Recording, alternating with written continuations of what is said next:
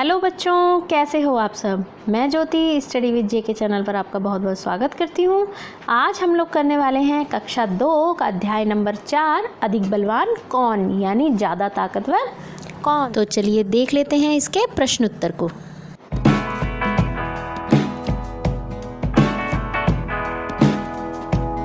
की बात, हवा को ऐसा क्यों लगा होगा कि वह सूरज से अधिक बलवान है।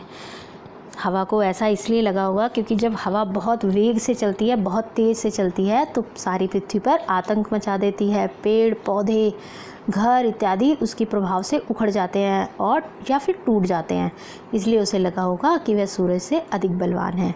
आपने देखा होगा जब भी तूफ़ान आता है तो घरों की छतें, जो टीन शेड वगैरह होते हैं, वो भी उड़ जाते हैं और बड़े बड़े जो पेड़ होते हैं वो भी उखड़ करके सड़कों पर गिर जाते हैं या किसी की कार पर गिर जाते हैं। आपने टीवी में ऐसा कई बार देखा होगा। तो इसलिए हवा को भी ऐसा लगा कि वो सूरज से ज़्यादा ताकतवर है। हवा आदमी का कोट कैसे उतरवा सकती थी, कोई तरकीब सोचो। हवा इतनी तेज़ चलने पर भी उसका कोट नहीं उतरवा पाई थी क्योंकि उस आदमी ने जो था बटन बंद कर लिए थे, है ना। तो आप कोई तरकीब सोचो जिससे आपको लगता है कि ऐसा करने पर हवा जो था आदमी का कोट उतरवा सकती थी। अगर वो इतने ज़ोर से चलती कि आदमी को कपड़ों का ध्यान नहीं रहता तो शायद जो था हवा उसके कोट को उतरवा सकती थी। बटन हवा के वेग से भी टूट जाते हैं और वह उतर जाता अपने आप से। अगला है गर्मी। आदमी ने गर्मी लगने पर कोट उतार दिया। तुम गर्मी लगने पर क्या क्या करती हो।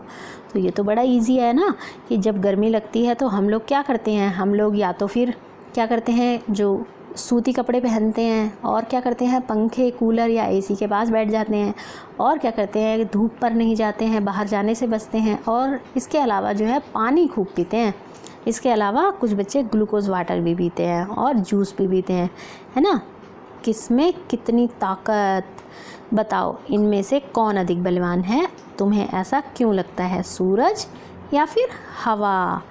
तो आपको क्या लगता है कौन ज़्यादा बलवान है, ये आपको बताना है कि आपको कौन ज़्यादा बलवान लगता है। जैसे जो सूरज होता है ना, उसकी गर्मी जो होती है मनुष्य को जला सकती है। तेज़ आंधी आए तो इंसान जो है घर में बैठ सकता है और बच सकता है, लेकिन अगर सूरज की गर्मी में तो अगर बहुत ज़्यादा गर्मी होती है तो घर में भी चैन नहीं मिलता है। अगला है हाथी या शेर। अब जो होता है, हाथी होता है बहुत ही विशालकाय होता है, फिर भी वो शेर के आगे उसकी ताकत जो है कम पड़ जाती है। शेर जो है उसको पछाड़ देता है इसलिए, और जो शेर होता है ना वो हाथी का शिकार भी कर लेता है, तो इसलिए जो शेर है वो ज़्यादा ताकतवर होता है। अगला है गर्मी या सर्दी। जो गर्मी होती है ना वो ज़्यादा ताकतवर होती है, क्योंकि अगर सर्दी लगती है ना तो गर्म कपड़े पहन लो या फिर रजाई में बैठ जाओ, है ना, और लेकिन गर्मी में बिल्कुल चैन ही नहीं मिलता है। अगला है ताकत की बात। हवा ने अपनी ताकत दिखाने के लिए क्या किया। हवा ने अपनी ताकत दिखाने के लिए क्या किया था, वो ज़ोर ज़ोर से चलना आरंभ कर दिया। धीरे धीरे आंधी का रूप ले लिया, जिससे जो था पेड़ पौधे उखड़ने लगे। अगला है सूरज ने अपनी ताकत दिखाने के लिए क्या किया। तो सूरज ने अपनी ताकत दिखाने के लिए और ज़्यादा तपने लगा, जिससे गर्मी बढ़ गई और इसकी तपन से पूरी जो पृथ्वी है, पूरी जो धरती है, वहाँ रहने वाले लोग भी जलने लगे। अगला है ये सब अपनी ताकत दिखाने के लिए क्या करेंगे। पानी क्या करेगा, बादल क्या करेगा, पहाड़ क्या करेगा, या फिर सर्दी जो है वो क्या करेगी। पानी जो है बाढ़ ले आएगा, प्रलय ले आएगा। जब बाढ़ आती है ना तो घर भी डूब जाते हैं और जो नदियों पे पुल बने होते हैं वो भी टूट जाते हैं। इवन जो सड़कें होती हैं ना वो भी टूट जाती हैं जब बाढ़ आती है तो।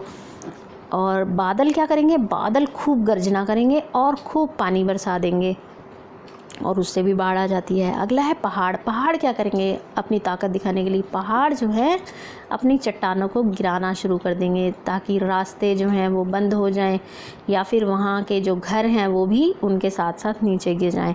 अगला है सर्दी। सर्दी क्या करेगी, सर्दी जो है अत्यधिक ठंड पैदा कर देगी और फिर किसी को भी गर्म कपड़े हों या फिर रजाई हो उसमें भी चैन नहीं मिलेगा।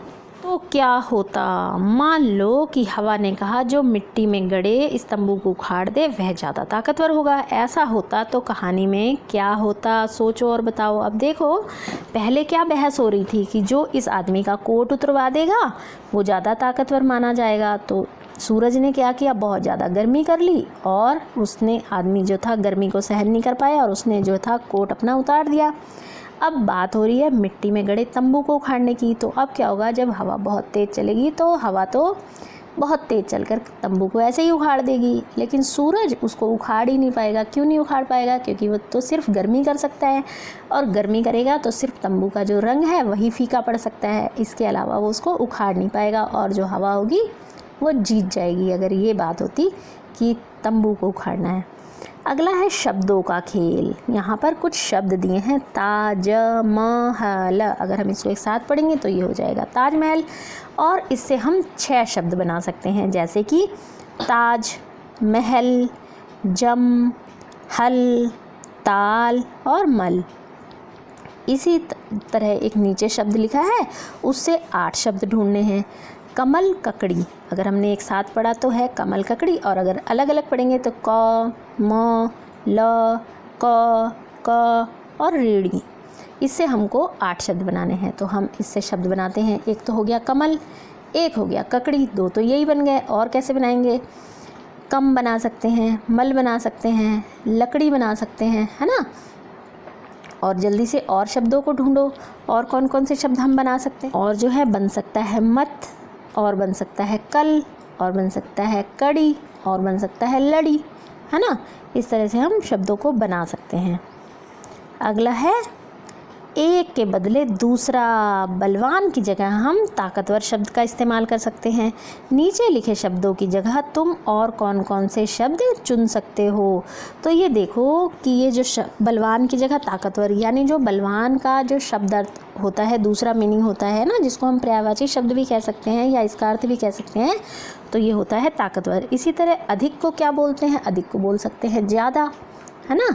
और फ़ायदा यानी मुनाफा या फिर लाभ। नमस्कार को हम बोल सकते हैं नमस्ते या प्रणाम। शरीर को बोल सकते हैं हम तन, और झगड़ा को बोल सकते हैं लड़ाई, और सर्दी को हम बोल सकते हैं ठंड।